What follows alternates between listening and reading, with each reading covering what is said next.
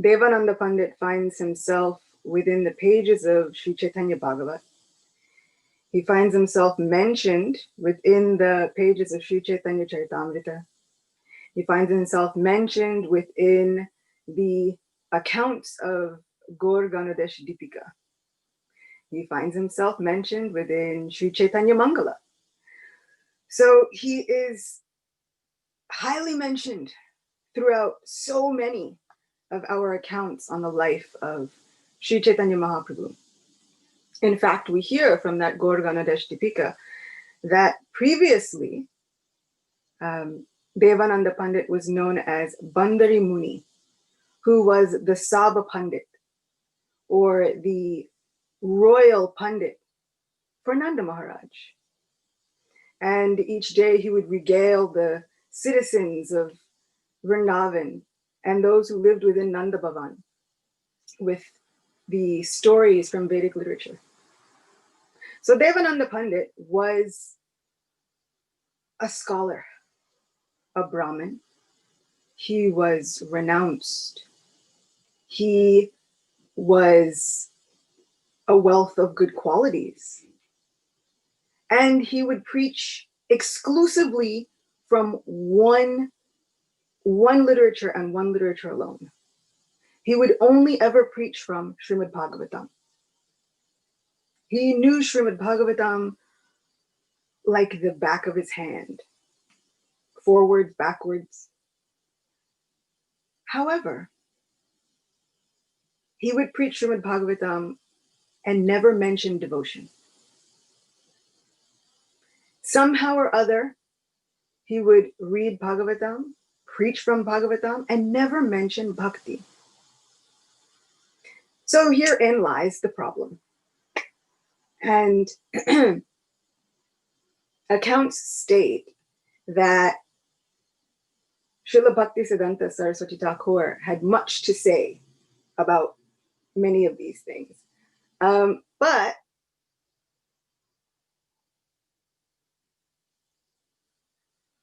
he says, when those bereft of devotion forget their actual identity, they become completely indifferent to the service of the Lord. When they identify this indifference as the ultimate goal of life, they become a source of profound irritation to the Lord, even though he is by nature supremely merciful. So this recitation of Bhagavatam without the emphasis of bhakti caused the heart of Devananda Pandit to now become a source of irritation for the Lord of the universe, Lord Gaurasundar, who is known for his magnanimity. He's known for his benevolent nature. He's known for being the most merciful. However, we get a very valuable lesson, even just from the beginning of this pastime, that you can know all of the scriptures. You can be the most renounced personality. In fact, Devananda Pandit was renounced. He was an emblem of renunciation. You could have all of the ABCs lined up. You could, on the outside, look as though you have the perfect exterior.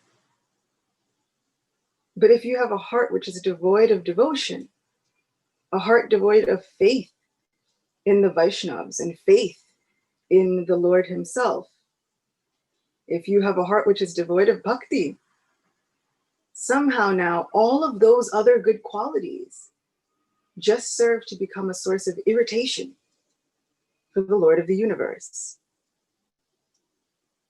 So we'll journey into the pages of Sri Chaitanya Bhagavat to see what will transpire for Devananda Pandit. Devananda Pandit was a teacher of Srimad Bhagavatam, but unfortunately, he was devoid of any devotion for the Supreme Lord. People considered him to be an authority on Srimad Bhagavatam, but actually, he was unacquainted with the essence of that great work. Simply stated, the dormant feelings of devotion for the Lord had not yet stirred within Devananda Pandit's heart. Only Krishna knows what offenses were the cause of such great misfortune. I had a conversation with a friend, and she was expressing that we often hear that bhakti comes from bhakti. In order to get this devotion, we have to somehow seek out this devotion. But she was thinking, if bhakti comes from bhakti and all of these things, how is it possible that I'll ever make any advancement? Sometimes it feels like I'm so far away from that goal, so far away from developing bhakti within the heart, then searching out bhakti and trying to find it. Where is there any hope? And I was remarking and reflecting that this has always been a realization that I've tried to cling to. This one line, simply stated, the dormant feelings of devotion for the Lord had not yet stirred within Devananda Pandit's heart. How wonderful is it that bhakti comes from bhakti? However, this bhakti, devotional service, these loving feelings for the Supreme Lord, which can transform our lives and give us the greatest benediction, are already present. We already have it. Sometimes we forget. Sometimes it's lying dormant. But the hope is that it's already there. Love for Krishna is already our right. Srila Prabhupada in this instance often exclaims that we simply must just reclaim it. We simply just have to reawaken our identity. So there's great hope in that. That even though we're on this path of spiritual realization, on these paths of trying to find out how we can better acquaint ourselves spiritually, better situate ourselves, all is not lost. It's not that we have to completely change ourselves. It's not that we have to gather a new identity.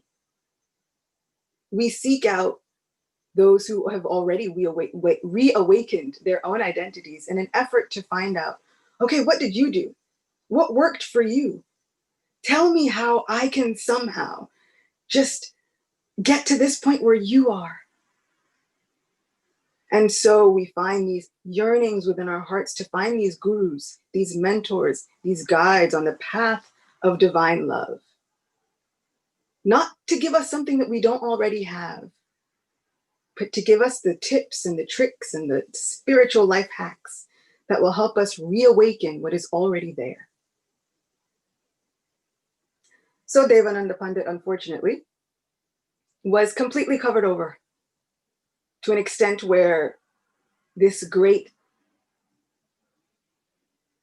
the greatest essence of Bhagavatam was hidden to him. It so happened, by divine arrangement, that as the Lord and his associates were passing by, Devananda Pandit was lecturing on Srimad Bhagavatam.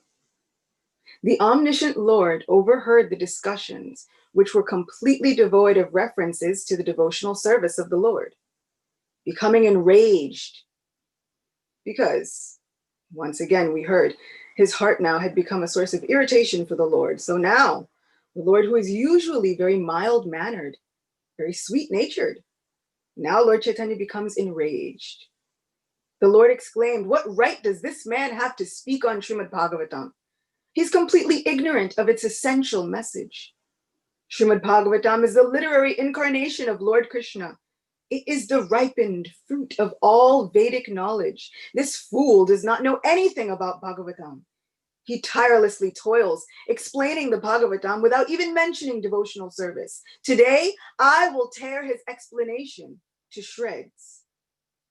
The Lord seemed intent to rush off and carry out his resolve. And so the devotees surrounded him and tried to dissuade him. It even says in greater description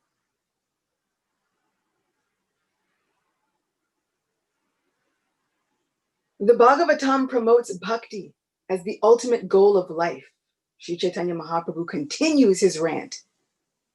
The Srimad Bhagavatam is the essence of the four Vedas. It is the literary form of divine love. The four Vedas are like milk. The Srimad Bhagavatam is like butter.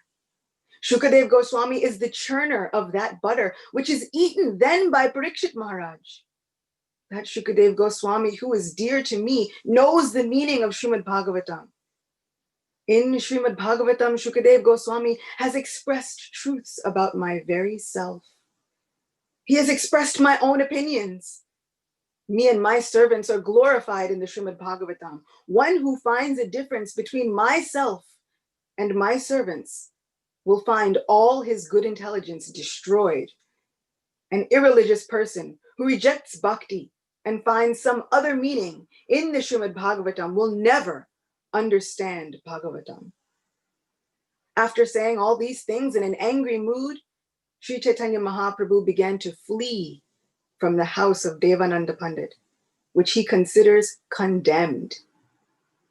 The devotees still caught hold of him and begged him not to go.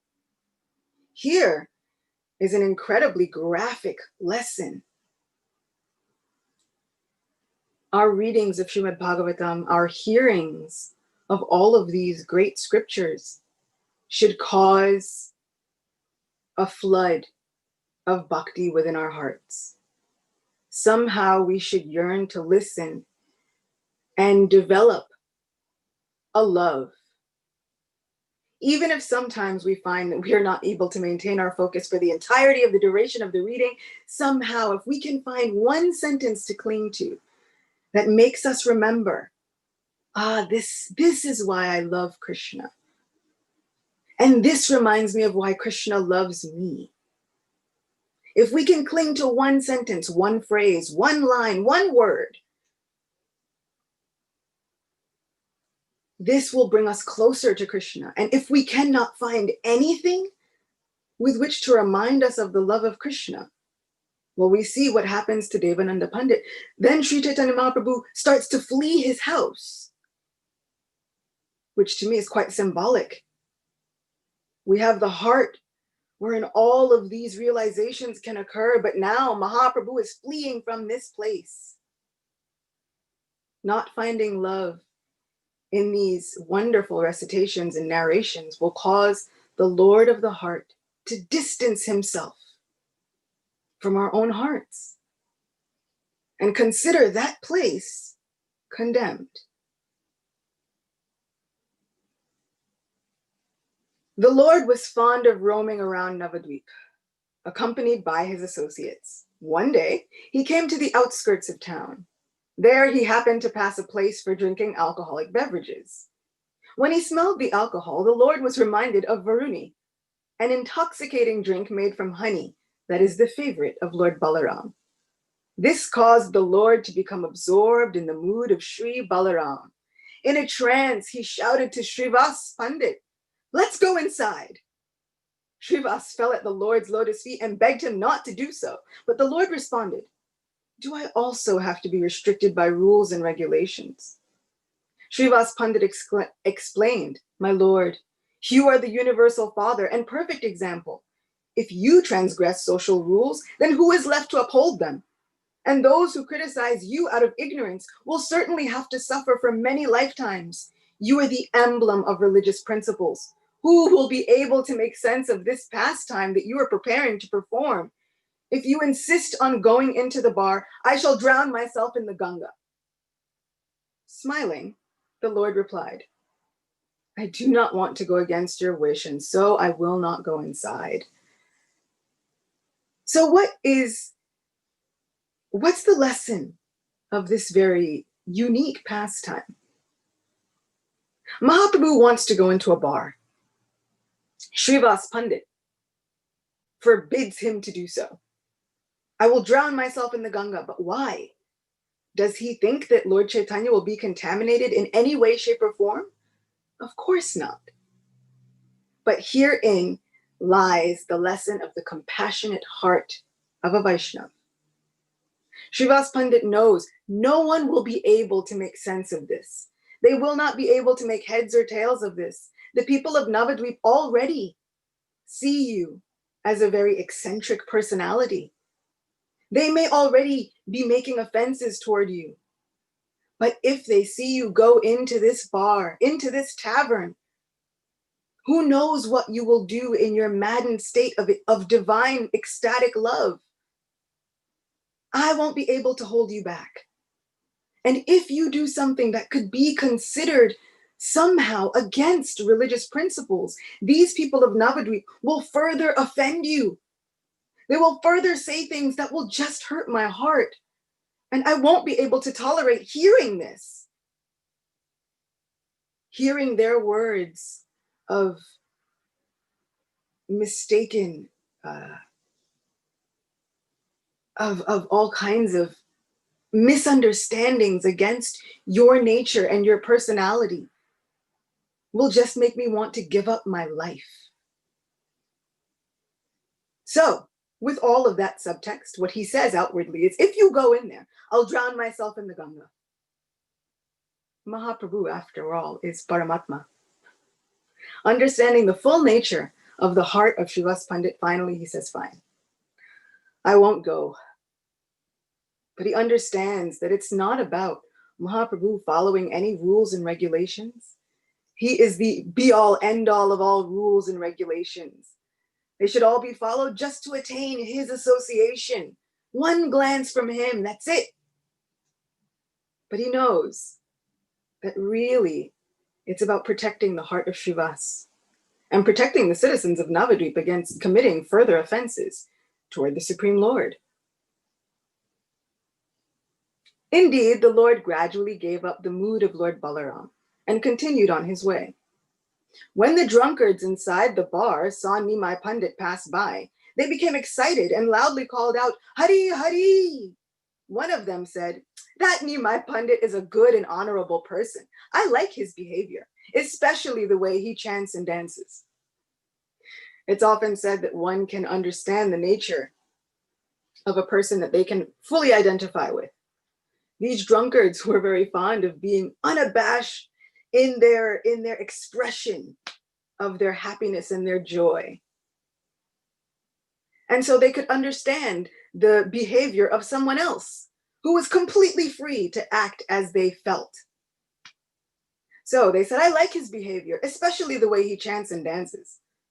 Some of the drunkards stood up. While clapping their hands, they began to hop around in an attempt to dance, thinking to go out and meet Nimai in the street. Swaying unsteadily, not unlike Mahaprabhu himself, they chanted, Haribol, Haribol, Jai Narayan, and danced joyfully. In fact, the whole bar became a scene of joyful chanting of the holy names of the Lord. The Lord was pleased by these attempts of the drunkards. Srivas Pandit's heart melted as he considered the Lord's wonderful potency. These drunkards were happy to see Lord Chaitanya, whereas envious persons criticized him. Srila Vrindavan Das Thakur, the author, then says, I offer my obeisances to anyone who beholds the Supreme Lord with faith, even though he may be a drunkard. The Lord blessed the drunkards with his glance and then went on his way. What does all this have to do with Devananda Pandit? Devananda Pandit had a heart devoid of faith, a heart devoid of devotion. And the love that was lying dormant was held so tightly captive that he was ruled by rules and regulations. In fact, he showed no emotion when reading Srimad Bhagavatam, even though he studied it to perfection. And that caused the Lord to run away from his house and consider it condemned. These drunkards, just on the faith within their heart, were not following rules and regulations. But what they could see was, I like this Nimai. He chants and he dances. I can do that. Let me follow what he said. Haribol, Haribol. Just on the basis of that, Mahaprabhu wanted to run and associate with them. So whereas he is running away from this scholar, He is running towards these drunkards just on the basis that their hearts are filled with faith and love and a devotion and a yearning to express that. We hear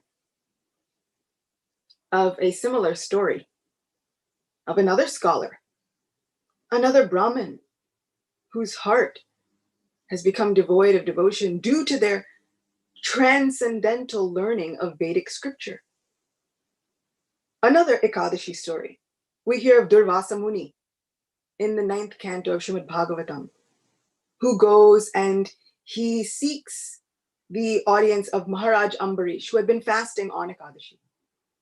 The very next day on Dwadasi, Maharaj Ambarish goes to break his Ekadashi fast. And Durvasa Muni arrives on the scene and says, "You must feed me." Maharaj Ambarish says, "It is my absolute honor to welcome a guest such as yourself, please. But there's a specific time in which to break an Ekadashi fast, to complete this vow of Ekadashi. And that time was drawing near. However, Maharaj Ambarish knew that he could not take part in his prasadam before his guest. So he took the counsel of some sages. He says, "What can I do? I want to somehow please the Lord by my vow of fasting on Ekadashi. And in order to complete this vow, I want to break my fast on time. But now I have a very exalted guest, and I cannot eat before him. What can I do?" The sages said, "In order to fast on Ekadashi, you would not eat or drink. So, if you take a sip of water, sipping water is considered eating and not eating. If you have been fasting from water, if you take a sip, you will be considered to have completed your vow, but also you have not eaten. So then you will be able to honor your guest and not eat before him." Maharaj Ambarish dutifully, with the prayers of the Lord in his heart and in his mind, he takes a sip of water. Durvasa Muni becomes enraged. "How could you?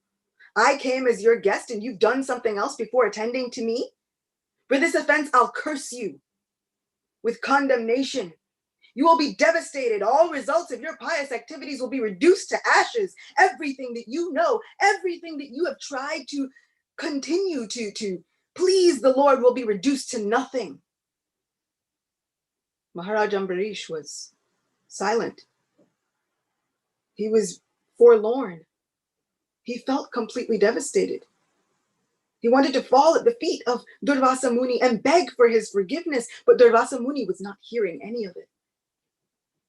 However, suddenly, his Sudarshan Chakra appears on the scene to protect Maharaj Ambarish.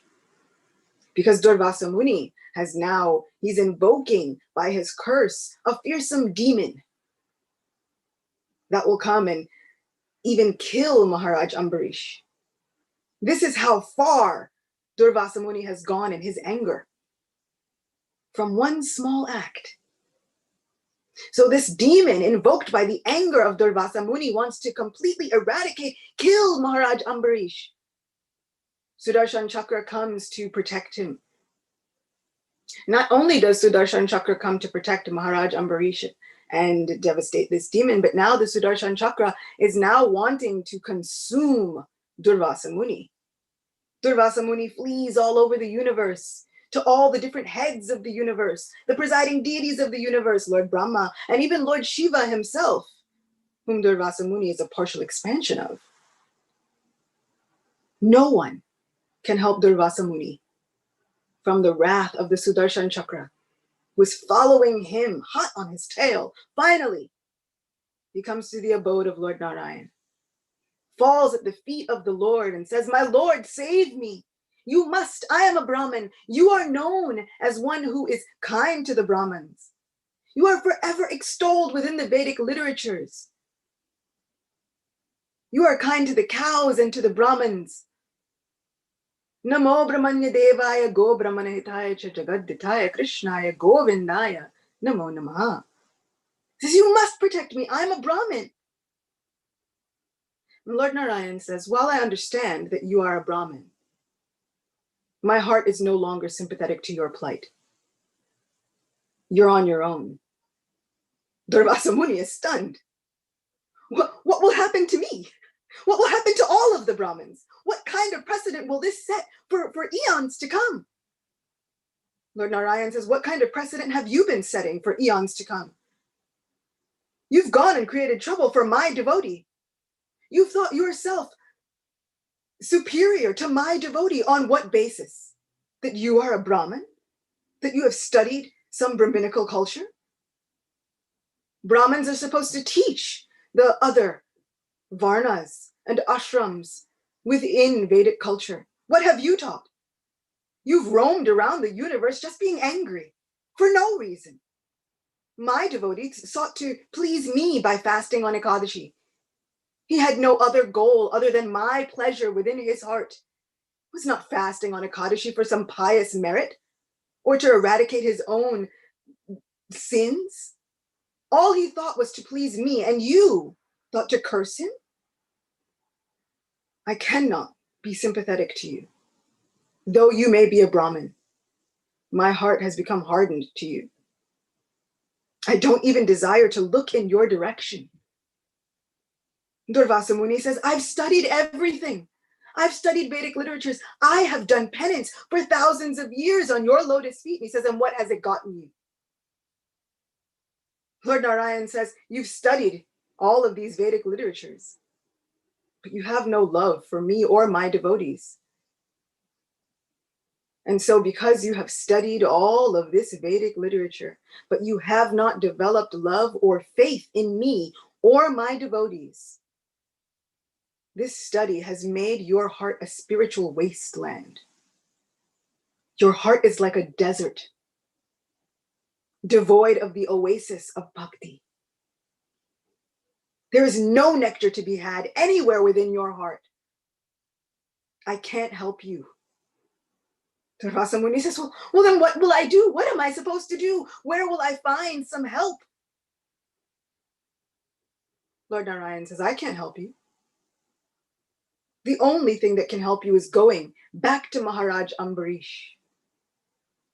Going back to that devotee who you so blasphemed, who you criticized, who you sought to devastate and destroy. Go back to him. Fall at his feet and see if he will forgive you. If he can forgive you, then maybe my Sudarshan Chakra will alleviate its hotness. Maybe it will spare you. Other than that, I can do nothing. And in fact, the Lord of the universe, Lord Narayan, who is seated within everyone's heart, guiding the wanderings of the living entity, as Krishna so aptly says within Bhagavad Gita, he disappears from the vision of Durvasa Muni.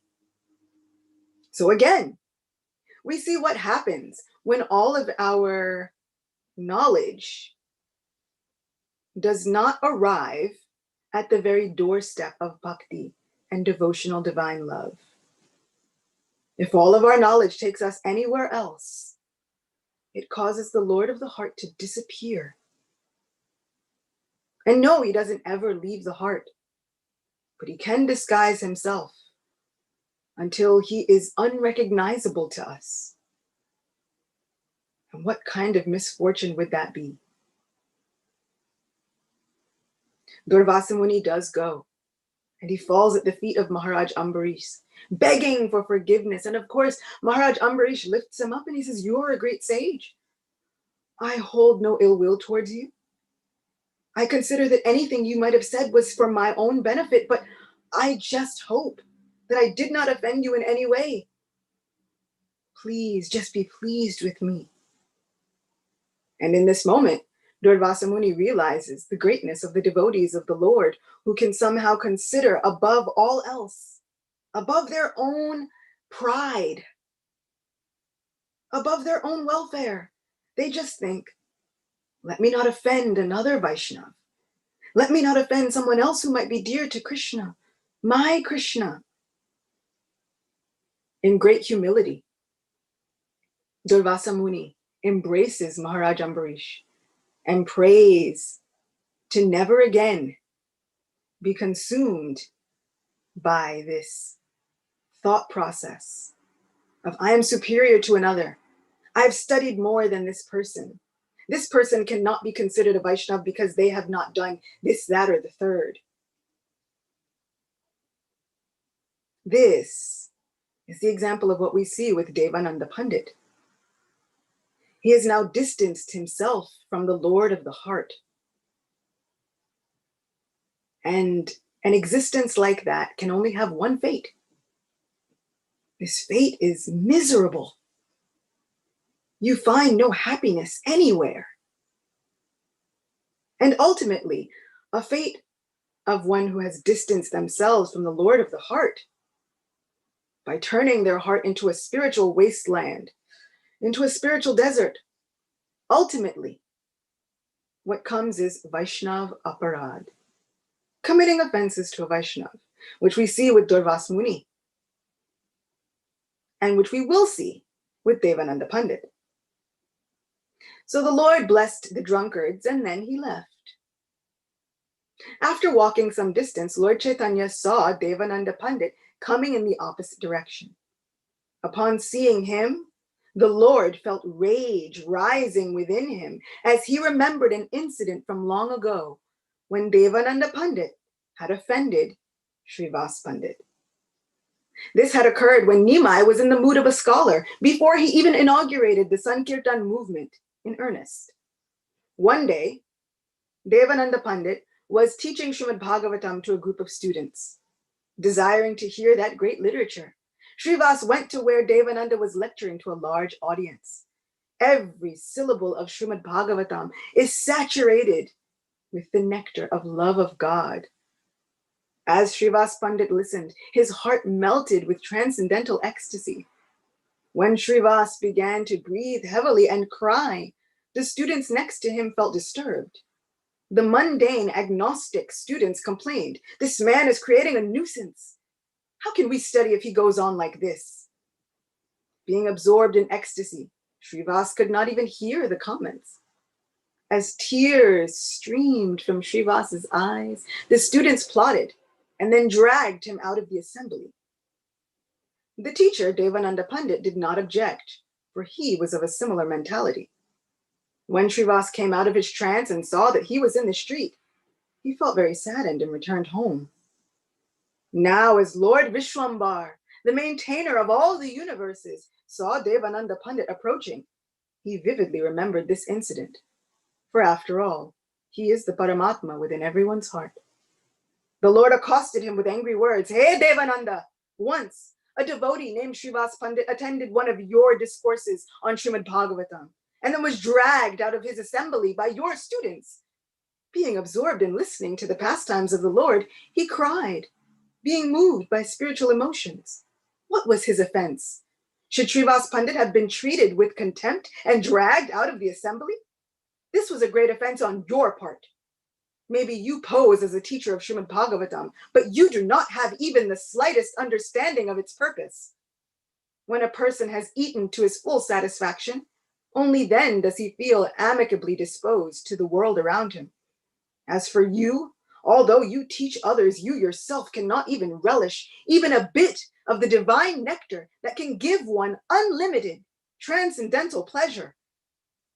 Devananda Pandit, who was a very learned Brahmin, felt very ashamed while hearing the Lord's chastisement, and so he remained silent.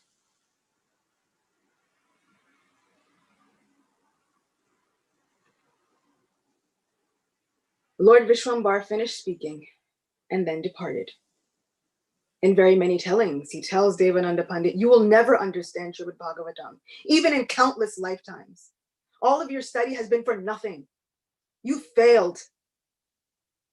And then he leaves. Devananda Pandit also returned home feeling broken and dejected. Although the Lord chastised Devananda, it was to the Pandit's great fortune. To be chastised by Lord Chaitanya is indeed a rare blessing. Even the demons that were killed by the Lord attain the spiritual world. Later on, we find out what happens to Devananda Pandit. 5 years pass. Mahaprabhu takes sannyas, and he goes traveling In the midst of traveling, he moves from Jagannath Puri back to Navadvip once more, with one desire in his heart. This desire is, the Lord thinks to himself, I will travel back to Navadvip, and I will forgive all of the offenses for anyone who's ever committed them against me. And so the Lord travels back to Navadvip, and a great festival occurs everywhere. There are people gaining the glance and the mercy of Sri Chaitanya Mahaprabhu. Everywhere there are people drowning in the ocean of divine love.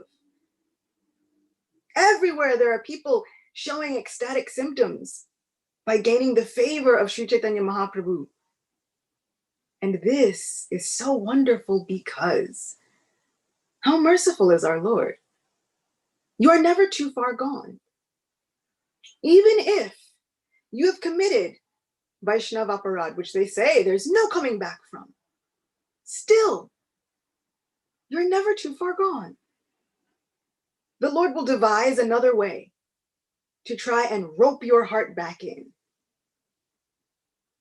Ever eager to relish pastimes with his devotees, who are everyone, some time may pass, but he will find another way to rope you back into his association, either by hook or by crook. So how merciful is our Supreme Lord, that now he decides, I will go back to Navadvip, and on the way, and while I find myself in Navadvip, I will forgive all offenses. This place becomes known, this place of Kulia, where Devananda Pandit was residing. This place of Kulia within Navadvip, where Sri Chaitanya Mahaprabhu then goes to forgive all of the offenses, becomes known as Aparad Bhanjana. Let's make sure I got that right. The place where all aparads are forgiven. The place of amnesty. So he inaugurates this new place of amnesty within Navadvip, forgiving anyone and everyone. And at this place,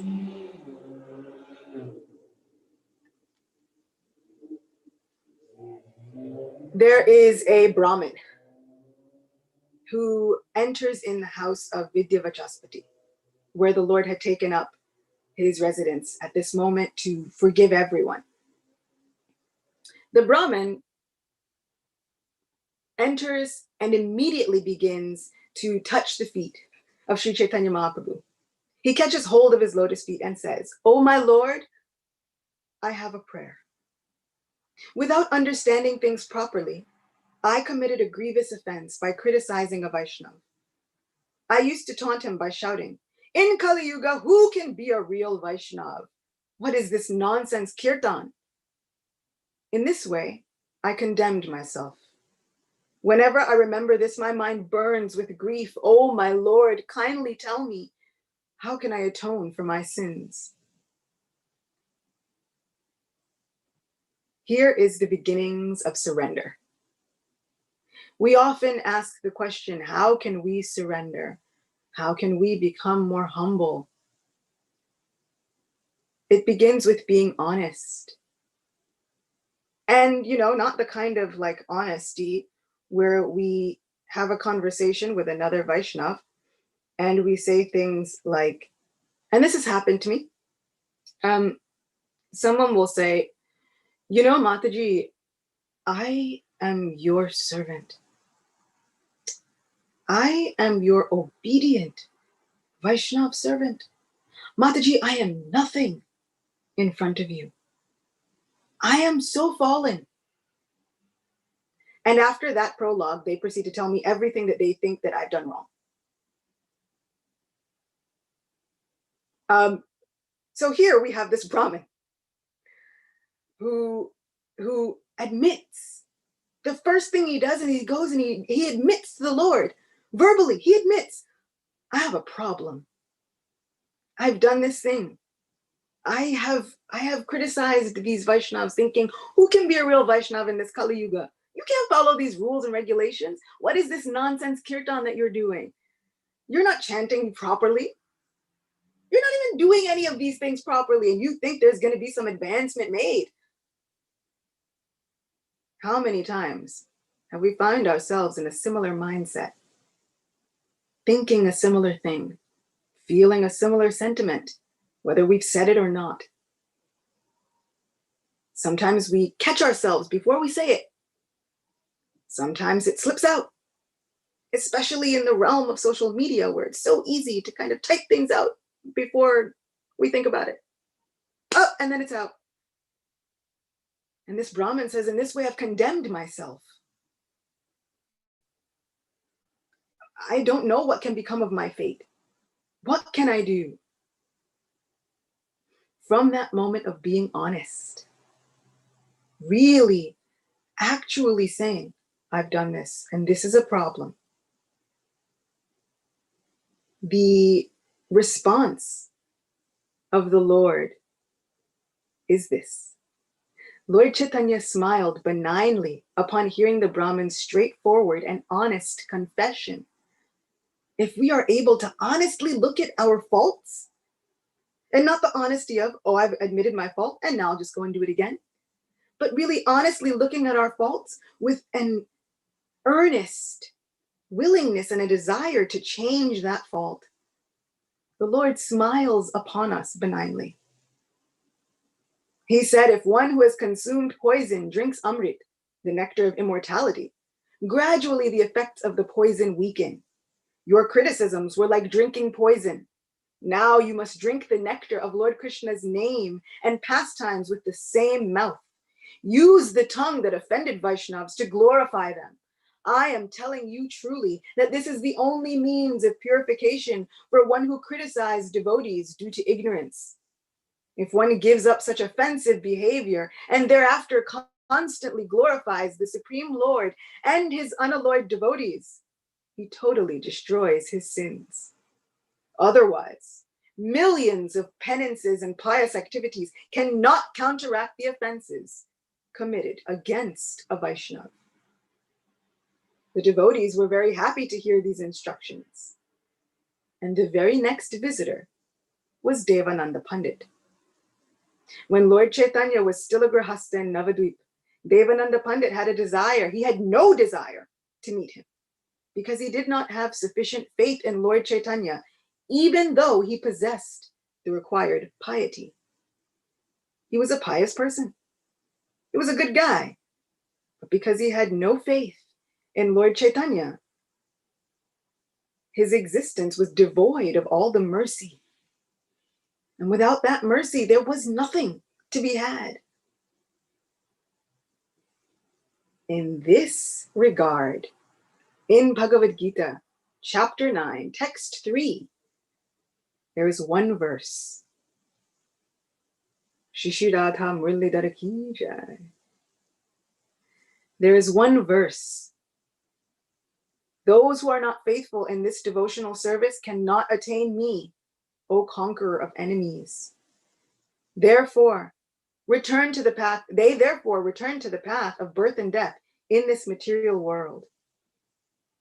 In a beautiful purport, Srila Prabhupada says, the faithless cannot accomplish this process of devotional service. That is the purport of this verse. Faith is created by association with devotees. Unfortunate people, even after hearing all the evidence of Vedic literature from great personalities, still have no faith in God. They are hesitant and cannot stay fixed in the devotional service of the Lord. Thus, faith is a most important factor for progress in Krishna consciousness. In the Sri Chaitanya Charitamrita, it is said that faith is the complete conviction that simply by serving the Supreme Lord Sri Krishna, one can achieve all perfection. I'll read that line again. In Sri Chaitanya Charitamrita, it is said that faith is the complete conviction that simply by serving the Supreme Lord Sri Krishna, one can achieve all perfection. This faith that Devananda Pandit did not have is the basis of all spiritual life. It is the basis of reestablishing our spiritual identity. But he didn't have it Because not only did he not have faith in Sri Chaitanya Mahaprabhu, but he did not have faith in the devotees. So what happens to him? After the Lord took sannyas, Devananda Pandit had the good fortune to closely associate with Vrukeshwar Pandit. Vrukeshwar Pandit was very dear to Lord Chaitanya. As soon as he would begin to dance, all the ecstatic symptoms like crying, shivering, perspiring, laughing, roaring, and fainting would appear in his person. By some divine arrangement, Vrukeshwar Pandit came to stay in Devananda Pandit's house. Devananda Pandit was very impressed by Vrukeshwar's radiant appearance and unalloyed devotion for the Supreme Lord. He sincerely began to serve Vrukeshwar Pandit. When Vrukeshwar Pandit would dance, Devananda walked around him with a cane in his hand to keep the crowd from disturbing him. When Vrukeshwar Pandit sometimes fainted due to ecstasy, Devananda would catch him in his arms. He would then take the dust from Vrukeshwar's body and smear it all over his own body with great humility and devotion. Due to this, a strong faith for Lord Chaitanya developed in Devananda Pandit. From this description, one can understand that the statement of the Puranas is that devotion to the Supreme Lord is developed only by serving the pure devotees of the Lord. Devananda Pandit was a very pious, noble person. He was in control of his senses. He was unattached to material things. From his childhood, he studied Srimad Bhagavatam. And in spite of all of these good qualities, for the first half of his life, he did not feel attraction for Lord Chaitanya's lotus feet. He almost missed the boat. Almost missed it. In Srimad Bhagavatam, it is said that service to a pure devotee is even higher than service to the Supreme Lord. It is also said in Bhagavatam, there may be some doubt about the success in attaining perfection by serving the Supreme Lord, but there is absolutely no doubt in achieving perfection by serving the pure devotees of the Supreme Lord. Where could this doubt about serving the Lord arise from? Well, sometimes devotees even think that the eye of the Lord is hard to catch. His attention is here and there. He has so many people calling him. How can I hope to gain his attention? So how can I hope that my service will be accepted by him? Sometimes devotees think, he has so many devotees who will offer him service. By the time he gets to me, he'll be tired. What need will he have of my service? Sometimes we think, my service is not perfect enough, so how will it ever catch the attention of the Supreme Lord? So sometimes there is a doubt in attaining perfection by serving the Supreme Lord. But there is absolutely no doubt in achieving perfection by serving the pure devotees of the Supreme Lord. As we saw with Maharaj Ambarish, the moment Durvasa Muni appeared on the scene, paid his obeisances, Ambarish Maharaj said, wait. He lifted him and embraced him. I have no ill will towards you. My only goal is to live in harmony with you, to serve with you, to serve you. So those servants of the Lord are always just eager to serve with and somehow increase the pleasure of divine service with other devotees. And so there is no doubt about achieving perfection by serving the devotees. This wonderful, amazing pastime has this miraculous, wonderful end. Sri Chaitanya Mahaprabhu begins to speak to Devananda. He says, Devananda, you are the servant of my dear devotee. Now, this is very different from the last time he addressed Devananda. The last time he addressed him was a little, hey, Devananda, you have no learning whatsoever. You forfeited your life. Now, everything is soft and sweet. You are the servant of my dear devotee, Vrukeshwar Pandit. By your service to him, you have greatly pleased me. As a result of your service to him, you have come close to me. Whereas the Lord before was running away. Now he says, Devananda, you have come close to me. Vakreshwar is empowered by Krishna Shakti. By serving my dear devotee, you have attained the mercy of Krishna. Hearing these words of Sri Chaitanya Mahaprabhu, Devananda was overwhelmed with the sentiments of bhakti. His voice was choked with divine emotion, and he said, "O my Lord, O Supreme Master, you have appeared in Navadvip just to deliver all the fallen souls. I am a sinner. I have committed great sins against divinity. I have failed to worship your lotus feet, and as a result of this, I have cheated myself out of your causeless mercy. O Lord of all creation, super soul of all that lives, you are supremely merciful. By your causeless mercy, I have been able to take darshan of your holy feet on this day. O Supreme Merciful One, please be kind upon me and instruct me in the goal of life. Please explain the real meaning of Srimad Bhagavatam to me." Hearing this humble request of Devananda Pandit, Sri Chaitanya Mahaprabhu spoke as follows. Listen carefully, O Brahman. Always praise Srimad Bhagavatam.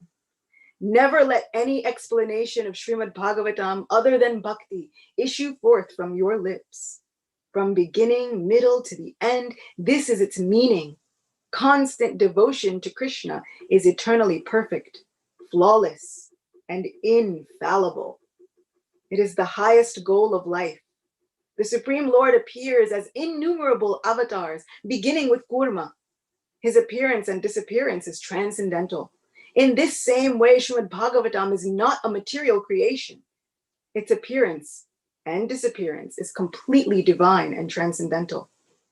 In a trance of bhakti yoga, Vyasadeva compiled the Srimad Bhagavatam.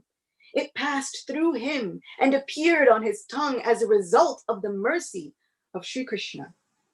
If one does not understand that Srimad Bhagavatam is divine truth on the level of God himself, he will never understand its meaning. This is the verdict of all authorized scriptures. One who understands Srimad Bhagavatam in this way has real knowledge. If one approaches the Srimad Bhagavatam with material knowledge, he will never understand it. However, if one is even unlearned but takes shelter of Srimad Bhagavatam, he will be enlightened with its meaning. The Srimad Bhagavatam is filled with divine love, prema. It is an extension of Krishna himself, and it reveals his confidential pastimes of divine love. O Brahman, previously, you committed an offense to the lotus feet of Srivas Pandit. You must go to him and beg him for forgiveness at his lotus feet. There is no difference between the book Bhagavat and the person Bhagavat. If you get the mercy of the person Bhagavat, the Bhakta Bhagavat, then you will attain the mercy of the book that you have studied throughout your life. Having thus heard the words of Sri Chaitanya Mahaprabhu, Devananda Pandit immediately went to Srivas Thakur and begged forgiveness for his offenses. At that time, Srivas Thakur embraced Devananda and forgave him all of his offenses. The four directions were filled with the sound of the holy name of Hari as the devotees were all jubilant upon Mahaprabhu's return to Navadvip Dham and seeing this particular pastime. The author of Sri Chaitanya Bhagavat states, Srila Vrindavan Das Thakur explains that anyone who sincerely hears this description and narration of Mahaprabhu and the deliverance of the heart of Devananda Pandit will become free from all offenses and will achieve Lord Chaitanya's special mercy of devotional service to Lord Shri Krishna. This is our blessing for this day of Ekadashi, honoring Devananda Pandit on his disappearance, honoring the lives and the stories of our great Vaishnava Acharyas who have come to bless us with their own life lessons. One miraculous thing about the story of Maharaj Ambarish and Durvasa Muni is that Durvasa Muni is actually a self-realized soul. It is stated that later on, Lord Narayan says to Durvasa Muni, you know, you never could have created or committed offenses against my devotees. You are completely dear to me. You are a Brahmin. You've been meditating on me for your entire existence. You are an expansion of Lord Shiva, who is so dear to me. You could never have created these offenses. So how was it that you sought to commit these offenses? Within your heart, I guided you. Within your heart, I guided you to do this, just so that this lesson would be available for all the rest of time, about the nature of my devotees, about the danger of offending my devotees, about what I do to protect my devotees, and how to attain my mercy, even if one has committed offenses against my devotees. So the Lord was guiding Durvasa Muni within the heart. Devananda Pandit was the Sabha Pandit of Nanda Maharaj. This is an eternal position within Goloka Vrindavan. He could not commit any offenses toward any other Vaishnavas. But these Bhagavats, these eternally realized souls, they willingly take on these roles as teaching lessons for us. They willingly take on these thankless tasks. No one thinks, I want to go and enact in a play wherein which I will forget all of the greatness of my dearest Supreme Lord. But these eternally realized souls, they say, I will do it. Whatever Krishna needs from me, I'll do it.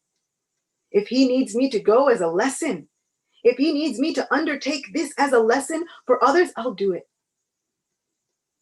And so Devananda Pandit was an emblem of all good qualities, but was devoid of devotion by the will of the Supreme Lord. And then he commits offenses against Srivas Thakur by the will of the Supreme Lord. And by the will of the Supreme Lord, he comes in contact with Varkeshwar Pandit. And by the will of the Supreme Lord, he is able to beg forgiveness from Srivas Thakur, who does not hold anything against him, embraces him, and all of the devotees engage in uproarious kirtan from seeing this miraculous deliverance of the heart of Devananda Pandit. So with great gratitude, I offer my respectful obeisances unto the Vaishnava Acharyas, who are like desire trees, who are able to fulfill the desires of everyone, and are able to give us that which we are always searching for: faith in Krishna and love for him, without which our lives and our hearts are like a desert. This divine love is the oasis that we are searching for in the midst of this desert filled with misery, confusion, oppression, heartache, fear. But bhakti, devotional service to the Lord and to each other, can save us from all of that. So thank you for allowing me to serve all of you on this Ekadashi morning. Thank you for taking your time out to listen. Thank you for being here. Thank you for all of your comments and your blessings. And I look forward to being with all of you again. Thank you for allowing me to perfect my life and my day in this one moment. If I do nothing else, somehow I must have brought joy to at least one heart of one Vaishnava, and so Krishna must be pleased. He says it himself. So thank you so much. Srila Prabhupada ki jai, Vaishnav Thakur ki jai, Sri Chaitanya Mahaprabhu ki jai, Srimad Bhagavatam ki